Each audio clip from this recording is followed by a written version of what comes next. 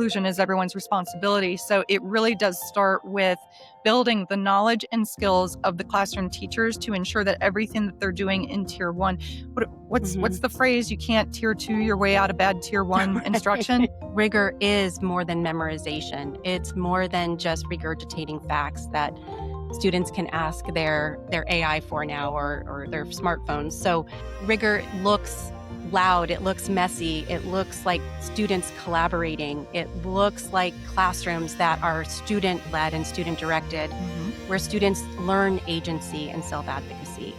And when we see classrooms like that, we're like, this is a rigorous environment where students are given what they need to meet the high expectations that are set. But also, again, through that faith lens, it's not just us who we get to be the gatekeepers and say, we will welcome you, we will allow you into our space. We have so much to learn from you and the benefits that everyone in our community and the children that you're going to be friends with. Hi, friends. Welcome back to Think Inclusive, real conversations about building schools where every learner belongs. I'm your host, Tim Villegas.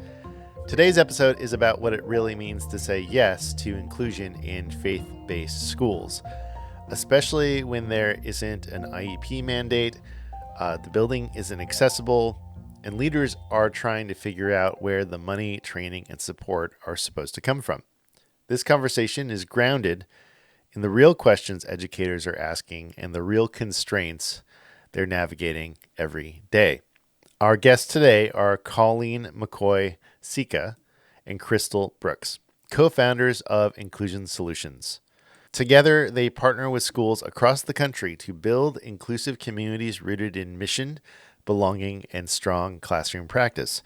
Colleen brings decades of experience as a teacher, principal, assistant superintendent, and curriculum director in Catholic schools, working closely with dioceses and school leaders on systems change. Crystal is a speech-language pathologist and former state agency specialist whose work centers on evidence-based instruction, inclusive classroom design, and supporting educators to meet the academic, social, and emotional needs of all learners. We talk about how schools define inclusion and how that definition can quietly turn into separation and segregation. The myth that you have to choose between rigor and belonging, and why inclusion doesn't start with programs or aids, but with strong teaching in every classroom. Before I meet our guests, I want to tell you about our sponsor. This episode is brought to you by IXL. IXL is an all-in-one platform for K-12 that helps boost student achievement, empowers teachers, and tracks progress in one place. As students practice, IXL adapts to their individual needs so that every learner gets just right support and challenge. And each student gets a personalized learning plan to close gaps. Check it out at ixl.com/inclusive. Again, that's ixl.com/inclusive. All right, after a quick break, it's time to think inclusive with Colleen McCoy-Cejka and Crystal Brooks. Catch you on the other side. Colleen McCoy-Cejka and Crystal Brooks, welcome to the Think Inclusive podcast. Thank you. We are so excited to be here. Honestly, Crystal is a longtime fan, and she's the one that turned me onto this podcast. So I got to hand it to her for that. Yes. Well, very thanks, exciting Crystal. day. Can I ask you how long you've been listening? Oh, gosh. Over a year now, at least. Okay. And yes, you've accompanied me on many morning walks with my dog and long drives from Phoenix to Tucson. So that's wonderful. I love to hear where people listen. I listen to podcasts when I walk my dog. Yes. And I do that every morning. Yes. So yes, It's always something. I'm always have something in my ears. So I appreciate that. Yes. Well, thank you both for being on the podcast. We're going to be talking about how to support inclusion in faith-based schools. And so why don't we just get right into it? When we're talking about a faith-based school and they say yes to inclusion, what's that first conversation like with the leaders, and how does that align with the mission of the school and then also your work? It's kind of funny when you think about, whether a school actually says yes, and then all of a sudden they're like, oh, and now we're inclusive because we just said yes. Because the first conversation we always have is actually, here are the natural proportions, and this is how many students you actually probably already have in your classrooms, because every classroom is neurodiverse. But when it Mhm. comes to like saying yes to something that's a little bit more profound than the high incidence disabilities that they're probably already serving, that is a conversation, and that's it's a mission conversation. It's understanding that as a faith-based school, you are not legally bound to an IEP. Hmm. You don't have to do anything. And many of the buildings that we work in are not even, they're not structured, they're not Right. accessible buildings. And so there are barriers, in especially in older construction. But it's that understanding of your mission, of what you're called to do as a ministry, as a service to the people in your community. Mhm. And it has to be bigger than, we're just here to teach kids academics. And once you get past that and you understand the bigger mission and whole child, serving the whole child, and what we're called to do in the life of families and children, it, that's Yeah. that's where it really takes off. Mhm. But we're also talking this morning about that definition. So saying yes to inclusion, you want to Mhm. kind of talk about what we run into with that? Sure. Yeah, inclusion means different things to different people. For some school leaders, it may be, let's start to really acknowledge and serve the students who are already here, who we know parents are seeking outside support and spending a lot of money on reading interventions or therapies, and they want to think about how can we provide more of those supports through our inclusive community. Or it's a school leader that has a family that has had many siblings come through.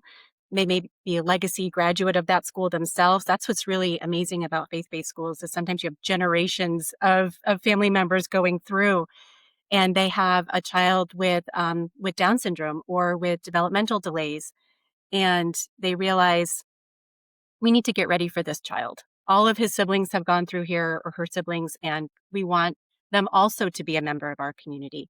So, what does inclusion look like for that child to join our classrooms and be welcomed and fully belong? So, it's all part of how they define inclusion, but usually it's a celebration that they did say yes. And the schools, so I'm sure there is a lot of reasons why you'd work with a particular school, right? Maybe it's a family that knows that there's going to be some support needs coming up with a sibling, Hmm. and so they connect your services with the school. Mhm. Or maybe they organically know, like, oh, there's particular students that we don't know how to support, so we're going to reach out to somebody who does know and has experience supporting a school like ours. So um how, like, what is that first contact look like typically, or is there even like a typical, you know way that happens? That is a very good question. Yeah, yeah. It often referrals, so to speak, when people reach out and they want to work with us. Sometimes it is a parent, and they'll say, "Okay, can I share your information with my school principal?" And then that principal will reach out and we'll start that conversation. Um, Oftentimes, what we really like to learn first is, what are you already doing? Because language is different in a private faith-based school, in that they don't often refer to the way in which they support struggling learners as our MTSS system, or we have specially designed instruction provided by our interventionists. So the language is different, and we like to learn, what are you already doing? Because so many of our private faith-based schools, because of their inclusive missions, are already doing a lot of the work, and they just don't call it special education or MTSS. So we like to go in and provide some affirmation as to what you're already doing is working well for many of the students that you currently serve. And then we use that as that foundation to say, Now, if you're looking to support a student that needs more significant educational or academic supports, here are some goals that we can establish and some steps to take to achieve them. I think that there's also that notion, and you've made reference to this before about funding. That Right. funding is it's a real issue, and so for a school to um, embrace the mission, say, okay, we're all in on this, but okay, this is going to be a heavy lift. We're going to need more training. We're going to need more equipment. We're going to need personnel. Like, where does that money come from? One of the things that we do, and I'll tell you, there aren't enough of these nonprofit organizations around the country, but we do work with a handful of nonprofits around the country that specifically raise money for those purposes to be able to provide faith-based schools with personnel, training, or necessary equipment. And they will hire us as the service provider then to the schools who have written grants to that organization, or whatever the case may be. Often we go in as the service provider to then help the school. So there's a couple different ways that we connect with people. How do you ensure, since your focus is inclusion, right? So how do you ensure that the services that the school wants to provide or is providing is actually inclusive? And I'll give you an example. Um, there are, I'll just say, a number of faith-based private schools that I'm aware of that have like academies within a school that are separate from everyone else. Right. So it's not unlike like the separate segregated classrooms you'd see in a public school. It's just in a private school, and that's for a lot of different reasons, because that's how they've decided to support learners with developmental disabilities or more significant cognitive disabilities. And so I'm wondering what that conversation is like, or without being, I'm trying not to be negative. Right. I'm trying to assume a positive intent. So Yes. And we totally get that, because we've actually been told that our flavor of inclusion, some schools don't like it because we advocate for full inclusion. Right. Right. Yeah. And so it goes back to that definition of inclusion. And for many organizations, inclusion is, we'll let you in the door and then we're going to set you up over in the inclusion room, or you'll be in the inclusion program over there where you're not actually included. Right. And so we have, it is a struggle for us too, to help schools understand. It's plastered front page of our website. Inclusion is everyone's responsibility. Right. It's not like that person, the resource teacher or the inclusion teacher, or, they go by many, many different names, that, those kids, and sometimes that's what they're called, those kids are, that teacher's responsibility or that person's responsibility because they're part of that department. We really try to dismantle that. And so we work very hard with the schools that we work with to understand that, and this all comes from research. It is all, research based. There are global studies, there are local studies, there are great things happening within the United States now, even, where we know that when all students of all abilities are in a classroom together, that all boats rise. And there are many different reasons for that, and it has to do with the teachers.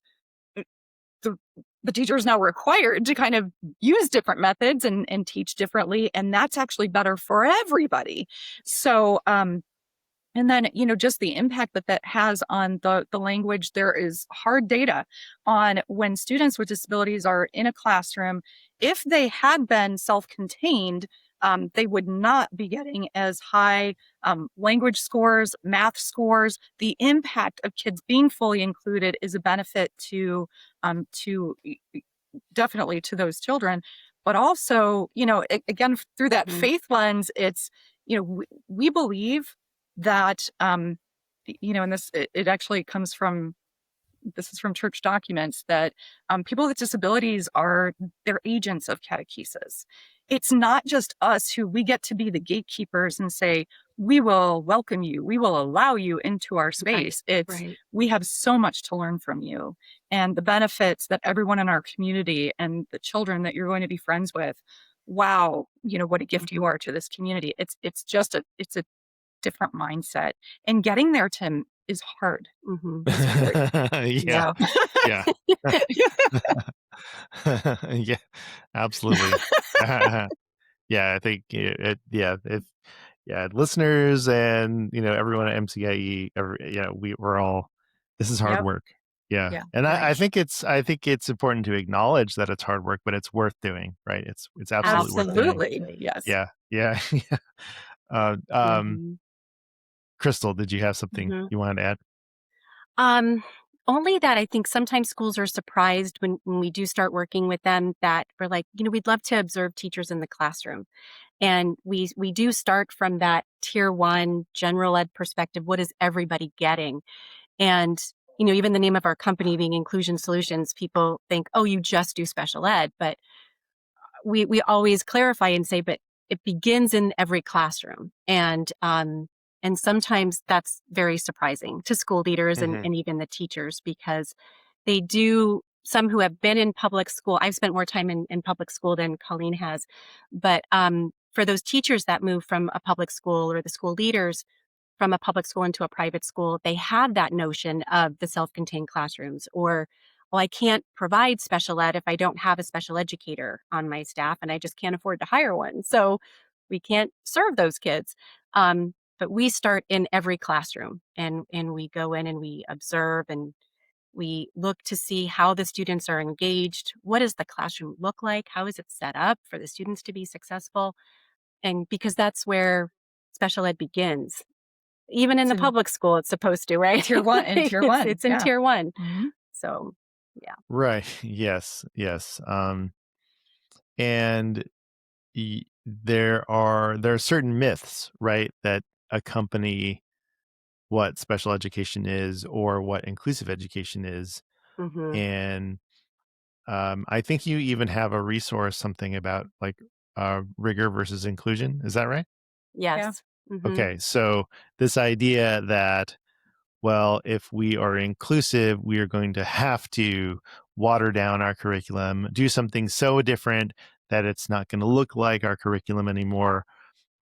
Or to your point, I think you kind of alluded to this, is educators saying, well, I wasn't trained to Yes.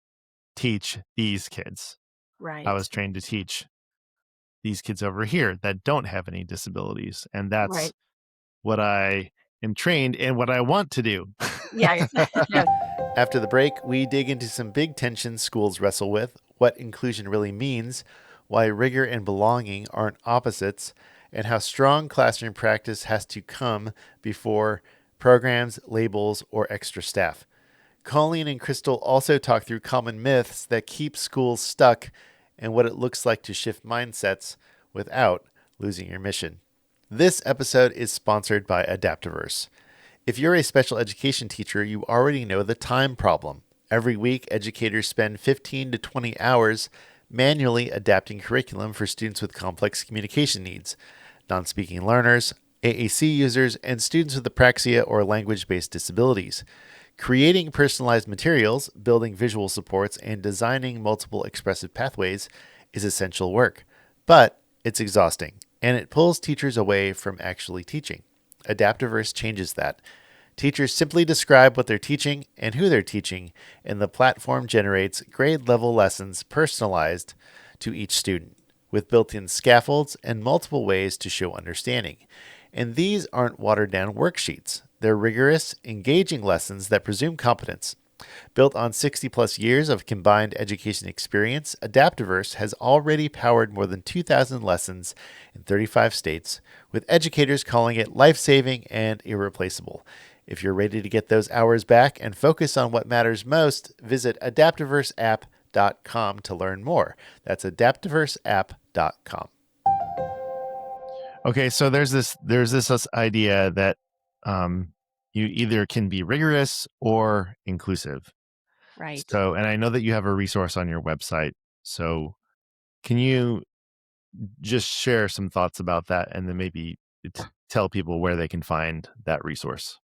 Sure, sure. So, one of the barriers we're often faced when we have conversations with school leaders and teachers um, is that they are college prep school, or we've even seen K-8 schools. We are a high school prep school. And our questions are always, but isn't every school, right? Like, Mhm. I mean, every public school is preparing students to go to college or wherever else their journey may take them. And so we started to push back on that a little bit and challenge the distinction between being a private elite school from being a private faith-based school that's driven by mission and community and bringing people together. And those conversations really gave people pause to think about, that is a good question. What are we doing here, and who are these children that we're forming and then setting out in the world?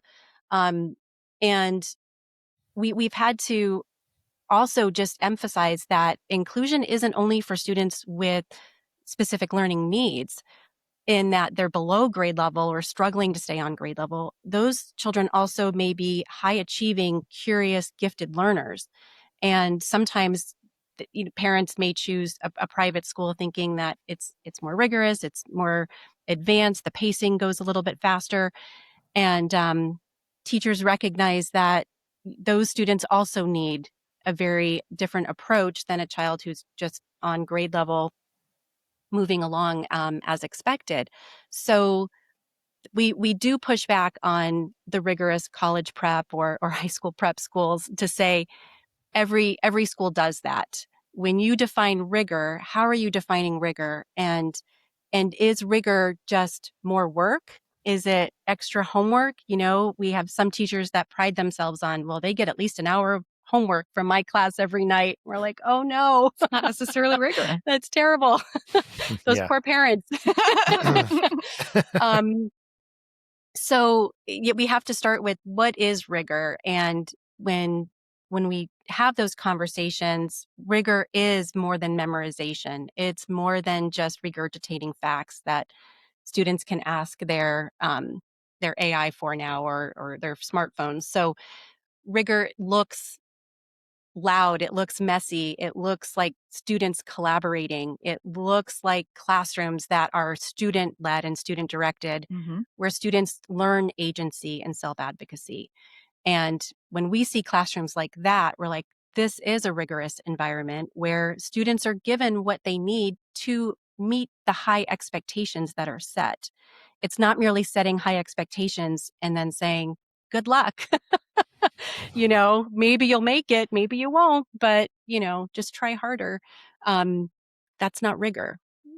And a So, rigorous classroom is one where the students are thinking and they're creating, and maybe they are reading and writing, mhm, and maybe there's 10 minutes of class where the teacher is giving them information, and then they're going to do something with that information. So we often think a rigorous classroom is not necessarily a classroom that is a lecture based classroom or a teacher centric classroom. They're very student centric, and the students are busy learning, and they know um, they have it's not a learned helplessness kind of environment. Like, kids know when you're given a task that it's your learning is your responsibility, and creating that culture takes mhm, very skilled teachers. That is the type of culture that we like to see. A rigorous environment is one where kids know that they have to take responsibility for their learning. All students have to take responsibility, and growth is the goal for all students, whether they're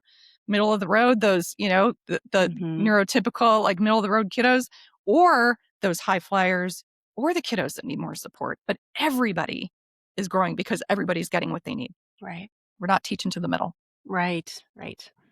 Right. Exactly. Exactly. And that's, I think, a hard conversation to have with educators who have been teaching a certain way for a very long time. Yeah. Mhm, Um, right. yeah. Or even like have this idea that education, or I guess school, should be a certain way, uh, Right, where right. it is the teacher that knows all the knowledge and Mm. then is therefore bestowing the knowledge. Yeah, I call that the onto. factory model of education. Like Yeah. I am not into the factory model, but and and people call me crazy. Like I'm a little bit crazy, Not guys. me, not to our face most of the time, Right. but Not to me, but I know. I say controversial things like, well, why are all the kids that are the same age in the same room together? I don't even understand that. Like, I'm a yeah. huge proponent of multi-age learning. There are so many benefits of multi-age classrooms. And, why does the same cohort of children stay together all day long, like trying to learn at the same pace and do the same things? Like, there are so many better ways that we could be doing school. And because we're aware of so many innovative models out there of like team teaching and I mean, co-teaching is not a new thing, but for a lot of faith-based schools, we introduced this concept of co-teaching and they're like, well, now hold on a second. Right. Whoa, wait a minute. And then team teaching, like, let's talk about a whole team of people with like 60 kids. Like, wait a minute, come on now. Right. So there's, I'm all about the innovation, but I'm all about the research. Like, if we know that there are things that we're doing that maybe aren't working. Tim, do you know, I just looked up this statistic the other day that 54% of people in the United States read at the 6th grade level or below. And 22% of people in the United States are completely illiterate. So the way that we've been doing school for all this time, something's not working. And so if we don't start doing school differently, and if we don't break out of the way that, boy, especially the way that I was taught in school, like when I go in schools and I'm like, ooh, that's like exactly the same way I was taught. It kind of hurts my soul a little bit. Yeah. These kids today, they're different. They have different experiences. They have all the information at their disposal. Let's get them doing things with the information and forming a relationship with the content and the skills that we're, let them discover things. So, it's just, I know it's controversial. It's great. That's why people call me crazy. It's okay. It's all right. Well, so I went to a private Christian school. Okay. Did we talk about this?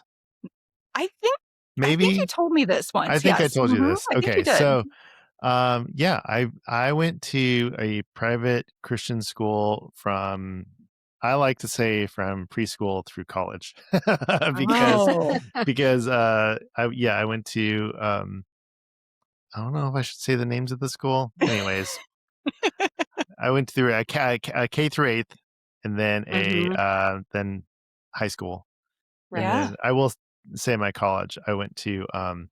Listen, if you've been listening to this podcast for long enough, you know where I've gone to school because I've definitely said it. Yeah, but it's not a secret. It's okay. But Azusa Pacific University in Azusa, California.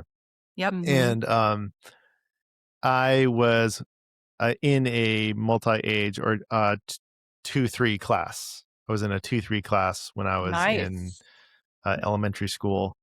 And not that I remember any of it, but obviously, it didn't hurt me. Right. I do remember though, things about like the teacher would split the class and be like, okay, I'm going to talk to my 2nd graders now, and I'm going to talk to my 3rd graders now, or whatever. And I'm sure that there's better ways to do that. There's a better way to do that, Tim. Yeah. But I'm just saying that it's certainly possible. Like, and even in some of the public schools that we work with, the population is so small that they combine grades, and so that isn't really. Yeah. I taught a combined 7-8, but I was a language arts teacher. And so when I had my combined 7th and 8th grade class, like I knew the standards well enough. I could group kids for books and have, kids of different grade levels reading because we have data. So, kind of grouping kids where they should be and reading what they should be, or pairing them with their interests and having them reading different things. And then writing is probably the most individualized thing that you could possibly teach. So, yeah, I might not be a good, example of that. I think it's much harder in math. Right. Because in reading in ELA, you can kind of hit things, in different ways at different times and still build up those skills and spiral a lot. In math, you've really got to learn some things before you can move on to the next thing. It's a little bit harder. Right. So I don't want to make it sound like it's super easy, but I loved it. I loved teaching a multi-age class. Yeah. Yeah. Well, and I'm just thinking too, like a lot of special ed classrooms are multi-age. Of course. Exactly. Yeah, right. uh, and I'm not saying that because I think it's a good thing. I'm just saying that, you know, um, I also, when I was a teacher, I taught Mhm. multi-grade, you know, because I Right, was in right. segregated self-contained classes. So, um, you know, at one point it was K through 5. K through Wow. 5. That's Wow. 6. Yeah, Yeah, 6 grade levels. yeah. So, that's wild. Right, I would not right, recommend it. But, Right. but the No. thing but here's the thing, you know, a lot of people do it. A lot of people do it. Mhm. We're getting a little off track here, so I apologize. That's my fault.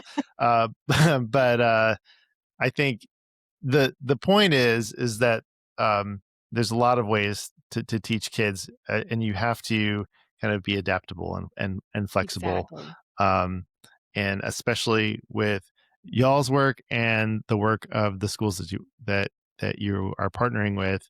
The mission is, or should be, to include all learners.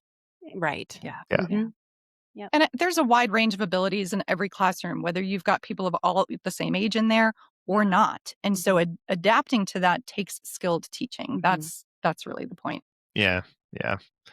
Um, And then I'm going to close the loop on the rigor and inclusion, um, resource. You do have a Oh, resource, and where would people find that?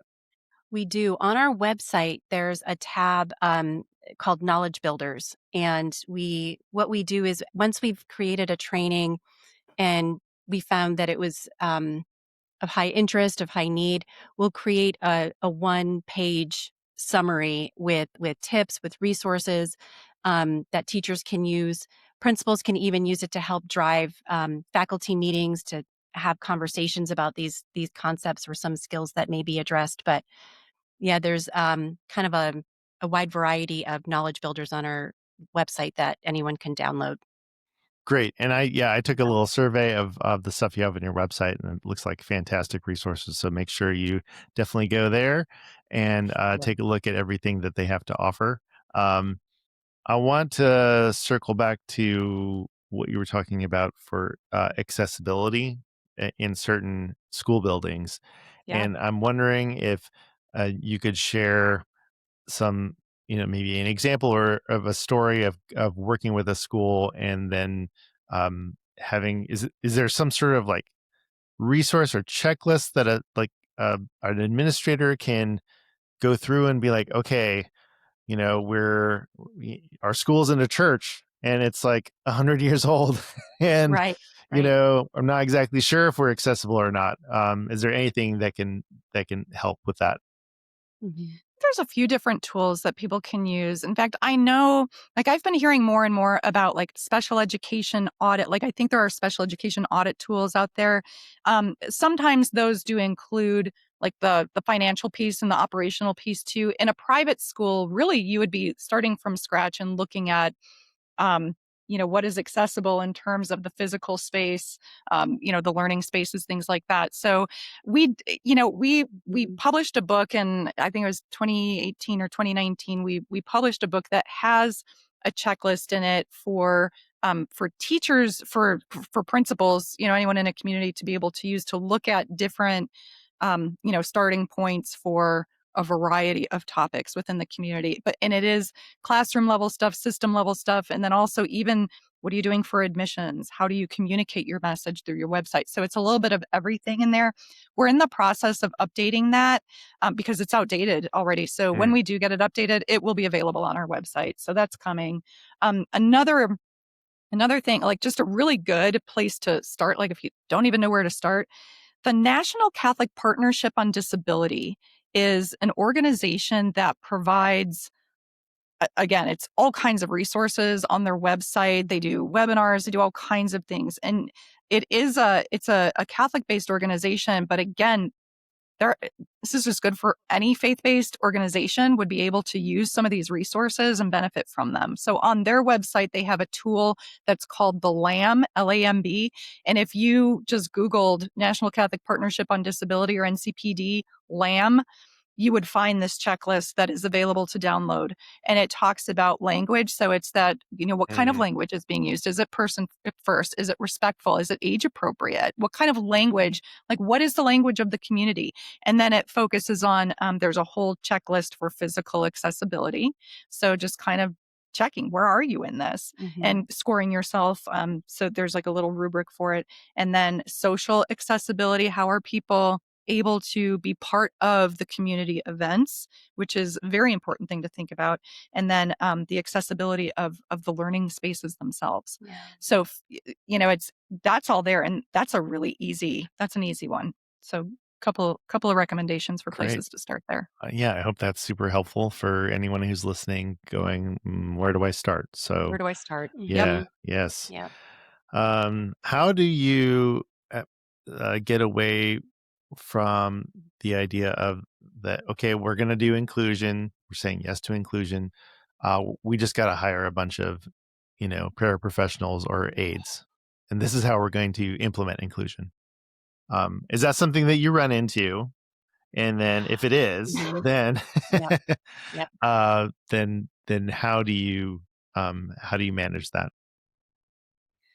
So I would first want to say, because I don't want to downplay this and say, no, anybody can just do inclusion in their Yeah. classroom. It's because it is hard. Okay. It's heavy, especially if this is like, you're like, but I wasn't trained for this and Right. I need some training. So personnel can be very helpful, but you don't want to oversaturate your community with personnel and say, okay, those, and like call them things like the inclusion aid or, something like that. Right. We wouldn't want to, we wouldn't want to do that, because again, we go back to our philosophy, which is inclusion is everyone's responsibility. So it really does start with building the knowledge and skills of the classroom teachers to ensure that everything that they're doing in tier one, what's Mhm. the phrase? You can't tier two your way out of bad tier one instruction. Yeah. Like, you've got to have excellent tier one. So Yeah. that's where we start with teachers, and we can, you can learn about the ones that you see in your classroom all the time: ADHD, dyslexia, dysgraphia, autism spectrum disorders. You can learn about those things in a variety of ways. So Mhm. it's like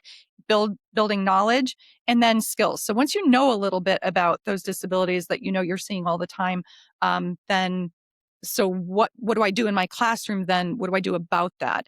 And then once we can get past knowledge and skills, which takes a long time. I'm not saying this Yeah. like happens in 3 meetings. It doesn't. This takes years. Okay.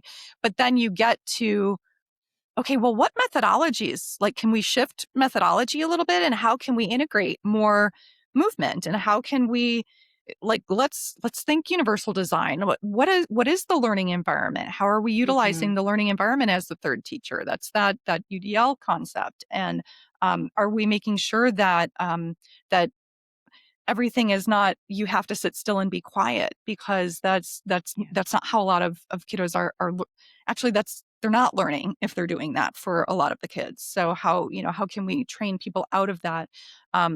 We have a colleague that she always teaches the 10-2 principle. You're never giving more than 10 minutes of information to a group of kids without then giving them a minimum of 2 minutes to do an activity, have a conversation, or do something to process that information that's coming at them. Never more than 10 minutes. Oh, I So, like that. there are just, it's Yeah. really basic. And again, it's basic things, but making changes just really hard for all human beings. And so it takes time to do it, Yeah. but we get people there. Yeah. Mhm. Yeah. And then when teachers have those practices in place and the conversation comes to, well, this child still needs an aid, we want to kind of get down to what is the aid's purpose? What is the goal of having this aid in the classroom? Here in Arizona, there's scholarship and vouchers and things available for families who send their students to private schools. And they often have some funding to, either through insurance or through these scholarships, to hire ABA therapists or RBTs, BCBAs, or they hire one-on-one aides to help in the classroom. So is the focus on behavior? And if so, we need to work in partnership with those professionals to gradually weed away those supports and make sure that the teacher is still the responsible person for that child. Because what we do see oftentimes is when there is an aide in the classroom, that child is left for the aide to educate, or, the aide becomes that child's primary educator. And the teacher's like, well, I don't know what he did today. You'd have to check with so and so. Yeah. And that, Yeah. and so we want to move away from that, because it's still the teacher is still the teacher of record. We always tell them it's your name on the report card. The aide is not on the report card saying, I gave this child, whatever grade. Um, so we really want to get to what is the purpose of the instructional aid, because if that purpose is defined and it's understood by all parties, then I think the outcomes can be much greater when they have that partnership with the classroom teacher. And then when that aide is trained for that specific purpose, and that's kind of the Right. second piece of that. Yeah. Right. Right. Yeah. But Yeah. but it is a challenge. Some of the schools that we've worked with, they have intervention teams of, say, 9, 10 skilled interventionists, and their immediate role is to just take the kids out of the classroom to provide intervention, or sometimes tutoring or homework help. And again, you're not helping that classroom teacher build those knowledge and skills, and know what it takes to really keep that child in the classroom as much as possible included. Yeah, yeah. It's very the the issues and the what's how you are managing in faith-based schools is very, very similar, right, to Right. how everyone in a public school environment. These are the challenges, right? Mhm. These are the challenges. Um, Something that is a little bit different from maybe public to faith-based is how are we going to pay for all of this? Yeah. Um, Right. and so Right. you brought it up a little bit earlier in our conversation. I'm wondering if there's any successful models or ways to provide funding, for additional staff, for equipment, for any other additional supports, with regard to faith-based schools. You want to, so there's two different ways we can answer that. One is Mm, with regard to federal programs. Why don't we start with federal programs and then I'll talk sure. about some other stuff. Okay. So we do a lot of consulting with the private schools to help them understand the differences between Title I tutoring and intervention, and um, the equitable services available through the IDEA. And it's amazing. There sometimes there's no knowledge of IDEA Hmm. funding, and we see that in both the districts as well as the private schools. At the district level, the special ed director, exceptional at their job, but then you talk about this little portion of the IDEA where we're thinking about proportionate share and equitable services, and they're like, well, we just do speech therapy, and everybody gets speech if they're in a private school, Hmm. right? And which is not what everybody needs. So we do a lot of consulting around knowing how much money you have as a private school within a district boundary. And it's usually not that one school, but all of the schools in the boundary. You have the district has to set aside so much funding through that proportionate share formula that's available to students who are parentally placed in private schools. And we want them to know what that is. We actually share that information among our schools here in Arizona, because the Department of Education makes it available very easy to find on their website. We're like, here it is. It's all laid out in the spreadsheet. This is how much money your district had to set aside for IDEA proportionate share services. Now, knowing that is great. Receiving those funds is a totally different story. Right, I'm sure. So, and there's just a lot of gray area in the interpretation of the law. And ultimately, the district does have the final say as Hmm. to how those funds are spent. We just try to say, know your kids who are receiving Title I, because Title I actually helps support the MTSS process in many private schools. And then it's through those interventions, after perhaps they've been exhausted, that child gets referred to Child Find, and may not at that point become eligible for a service plan. And be able to access certain services through those proportionate share funds. So we just try to educate, not that they need to count on that. We would never want them to count on those funds, especially this year. You can't count on federal funding or put it in your budget, but at least know it's available and how to advocate for it on And this behalf is of for students. every state, Yes. Yes. right? Yes. So let me see. I'm going to recap just so that I can understand. Okay. Mhm. What I'm hearing you say is that every district has proportional funds. Is that what you said?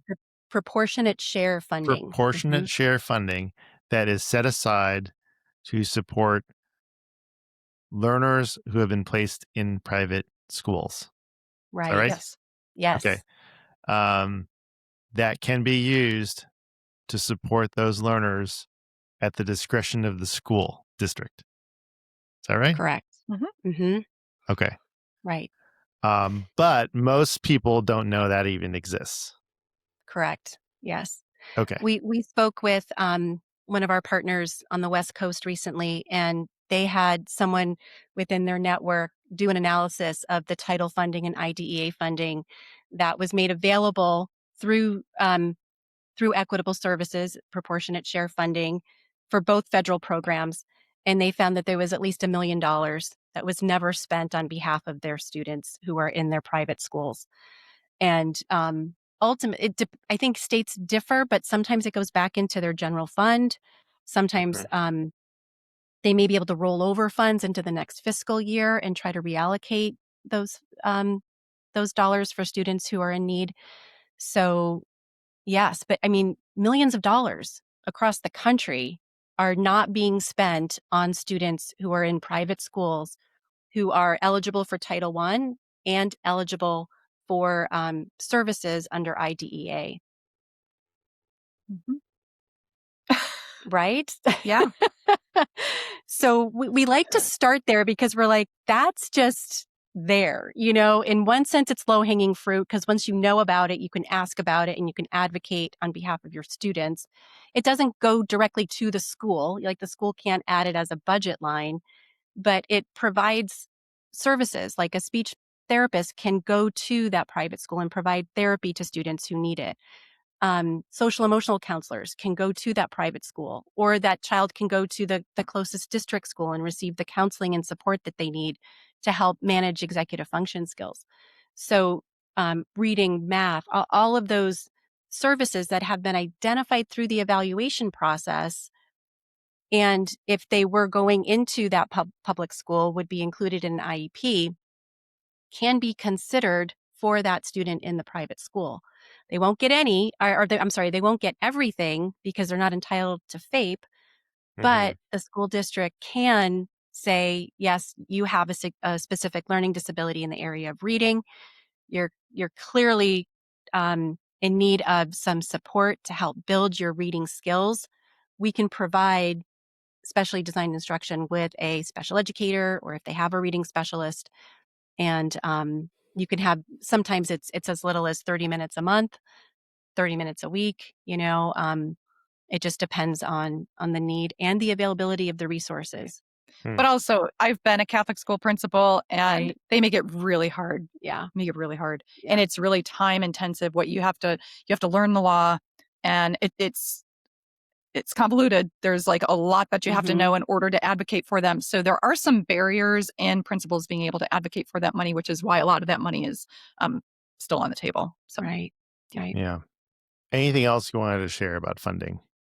Well, funding. So, we talked about those nonprofits that exist. So there are, I don't know, maybe 35-ish. I have a list of them, nonprofits across the country that actually, those are for Catholic schools. We've got a couple here in Arizona that support faith-based schools. So they support the Christian, the Jewish schools as well. But there are a lot out there for Catholic schools that raise money specifically for additional personnel training and equipment for those Catholic schools. There aren't enough of them. There are 194 Catholic dioceses across the country, and there are only 35 of these organizations. So it's not enough, but there's that. And then there are there are 33 states that have school choice programs, which are, again, it's a sticky point to talk about school choice programs, but a lot of times they can be game changers for families that want to put their kids in a particular school, whether it's a school for people with a specific disability, because you can do that here in Arizona. You can do that if you want to put your Right. child in the Right. the Yeah. dyslexia school or the autism. You can do that, and there's a state scholarship. You can do that through ESA or through a tax credit scholarship. You can do that. There's also 12 states, and I don't see Maryland on this list. Arizona's on this list, but there are 12 states that have specific special needs scholarship programs that are Hmm. pretty robust. But if you are in a state, if you are in one of those 33 states that has, one of those whether it's ESAs, vouchers, or tax credit scholarships that cover tuition, and then that as a family that can help you then pay for some outside services if your private school doesn't have a speech therapist or an OT, and you need that, or a specialized type of tutor for reading or something. So it can free up money. So school choice, programs can free up money for parents to be able to pay for outside services that they might have to pay for anyway. But Sure. Yeah. Yeah. yeah, Yeah. Yeah. And so I guess the only thing I would say about that school choice, and I think that we had talked about this before, is there's no guarantee that a school will support a child that That's right. has Correct. disabilities. And That so is right. that is kind of the problem, right? hmm 100%. And it's super unfortunate. Yes. So I wish that wasn't the case. So Right. yep. But Agreed. that is true. So yep. Yeah. Yeah. yeah. I think, lastly with Go ahead. funding, it does come down to schools making it part of their budget to hire a part-time speech pathologist or hire a reading specialist too. You're putting in your budget a music teacher, an art teacher, a phys ed teacher. Your kids need that, but they're also going to need some academic support. So how are you going to fund that as part of your responsibility to serving all of the students in your community? And I think school leaders really just they need to start including it as a budget line. Right.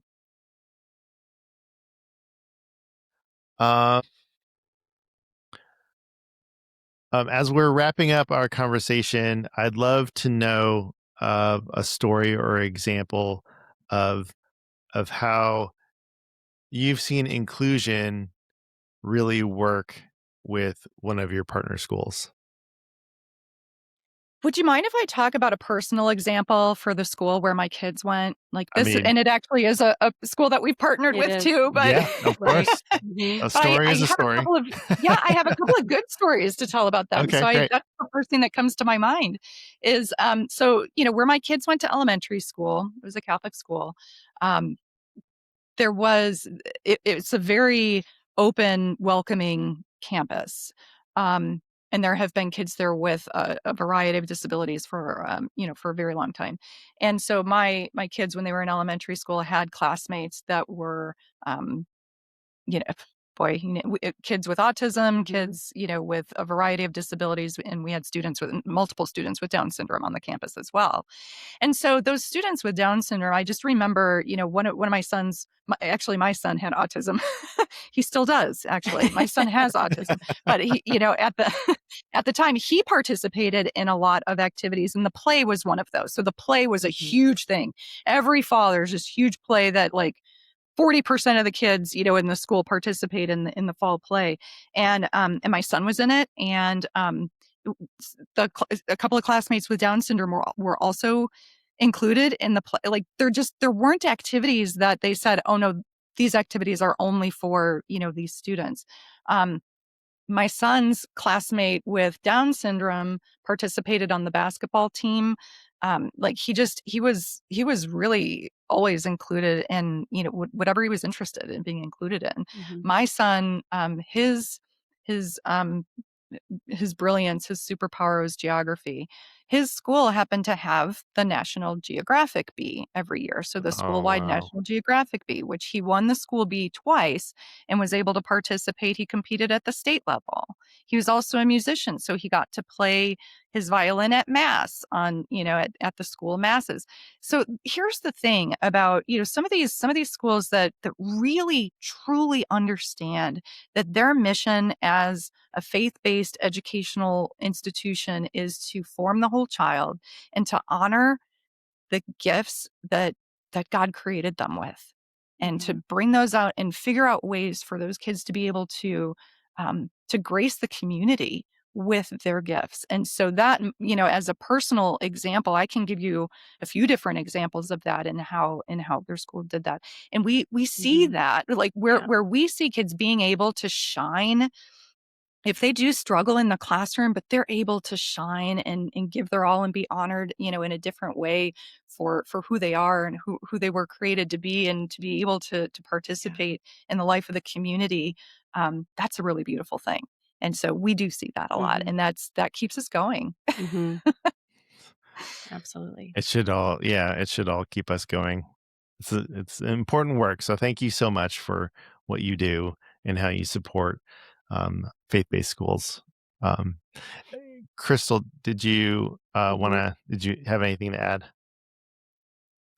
No, I think that story was just it's one of my favorite ones, just knowing that community as we do and knowing they have such a profound impact on the families that are there. Yeah.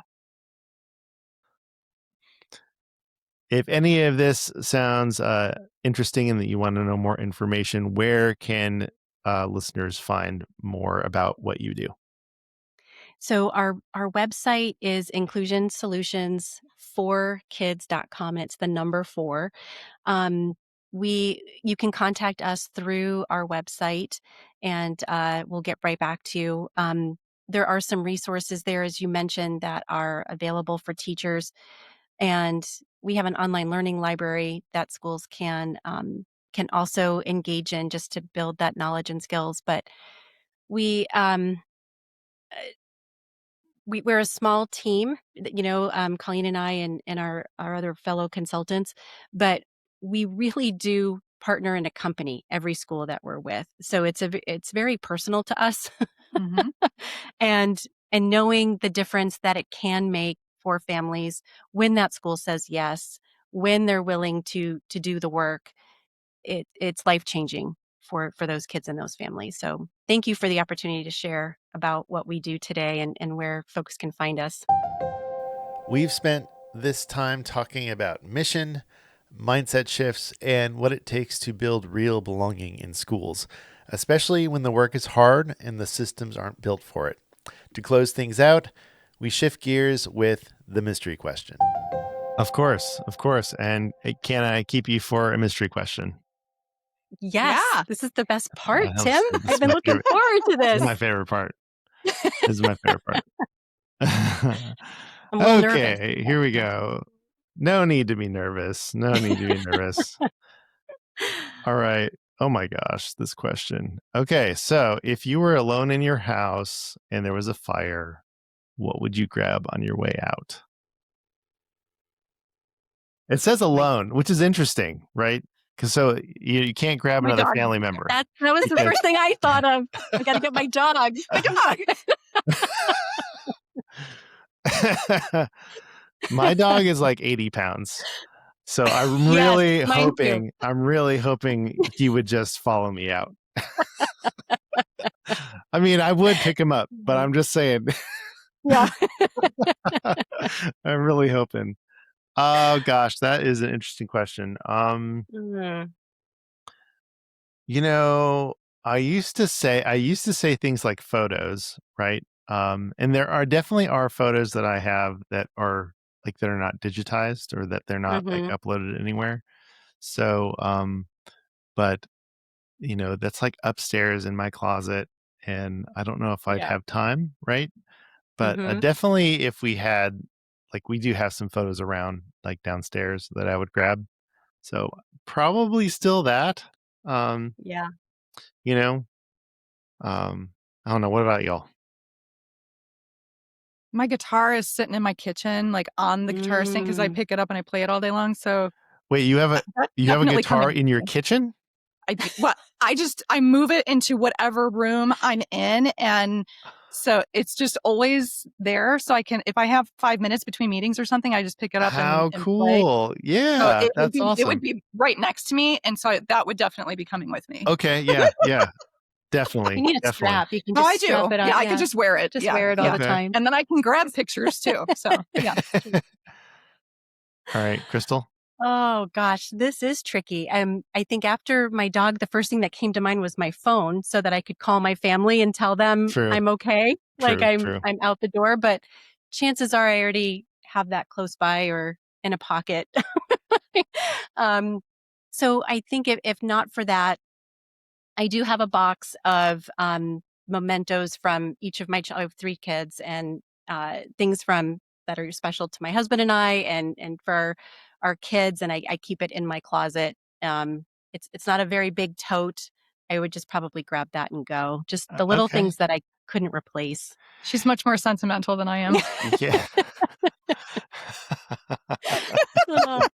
I don't play guitar either, though. 'Cause I We think do. that's really perfect. We have memory boxes for each of the kids. So Mhm. Yep. we and this is like, I give all the credit to my wife here because she is so organized, and so she Yeah. has all these things. And we weed through them every so often. Yeah. So, and then we definitely have like where our photos are in like our memory box. So like it's the photos Right. and then a bunch of other things. So, but it's a little heavy. Yeah. It depends on how much is my house on fire. Right. You know? Right. How Yeah. much is it? Is it like engulfed in flames, or is it like one Mm. part of the house is, Yes. either way, it's bad. Don't ever want anyone's house to catch on fire. So, No. okay. No. Well, thank No. you. Thank you. Thank you. There we go. See, mystery question. We did it. Yay. Colleen, McCoy-Cejka, and Crystal Brooks, thank you so much for being on the Think Inclusive podcast. We appreciate it. Thank you for having us. Thank It you was so much. lots of fun. That was Colleen, McCoy-Cejka, and Crystal Brooks. One thing I keep coming back to from this conversation is how often schools say yes to inclusion in theory, but then build systems that quietly keep students on the margins. What Colleen and Crystal reminded me is that inclusion doesn't start with a program, a label, or an extra adult in a classroom. It starts with how we design classrooms and schools and how we see our responsibility to every learner. That really connects with our work here at MCIE, where we're trying to break down silos and shift systems so students with disabilities are learning alongside their peers in their neighborhood schools, not somewhere else. Inclusion is hard work, but it's also deeply human work. One practical step for educators: take a fresh look at your Tier 1 practices and ask, who is this working for and who isn't it working for? Small shifts in how lessons are structured, how students are engaged, or how support is shared can remove real barriers without waiting for a new program or more funding. If this episode resonated with you, share it with a colleague who's building inclusive schools. Rate and review us on Apple Podcasts or Spotify, and follow Think Inclusive wherever you get your podcast. Shout out to all of our listeners who have caught every single episode of this season. We are on number 23 of season 13, so that's about 23 hours of content that you've spent with us. Thank you for every minute. Do you have a favorite episode of the season so far? I'd love to hear about it. You can always email me at tviegas@mcie.org. Now, let's roll the credits. Think Inclusive is brought to you by me, Tim Viegas. I write, edit, mix, master. I basically wear all the podcast hats and baseball caps. This show is a proud production of the Maryland Coalition for Inclusive Education, scheduling and extra production help from Jill Wagoner. Our original music is by Miles Credit, with extra vibes from Melody. Big thanks to our sponsors, IXL and Adaptiverse. Visit ixl.com/inclusive and adaptiverseapp.com. Fun fact, National Toast Day is celebrated on the last Thursday of February, and it's all about honoring one of the world's most comforting foods. Toasting bread actually dates back to the Roman Empire when heat was used to preserve stale bread for travel.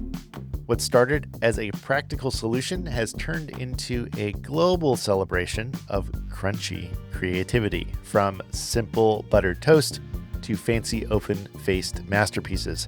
Proof that sometimes the simplest foods bring the most joy. How often do you eat toast? I had some this morning. I'd love to know about it. Email me at tvagus@mcie.org. I read every single message. If you've made it this far, you're officially part of the Think Inclusive Inclusion crew. Want to help us keep moving the needle forward for inclusion? Head to mcie.org and click the donate button. Give $5, $10, $20. It helps us keep partnering with schools and districts to move inclusive practices forward and support educators doing the work.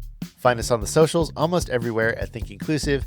Thanks for hanging out, and remember, inclusion always works.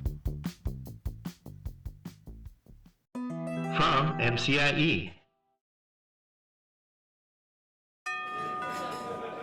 Podcast rule. Welcome in.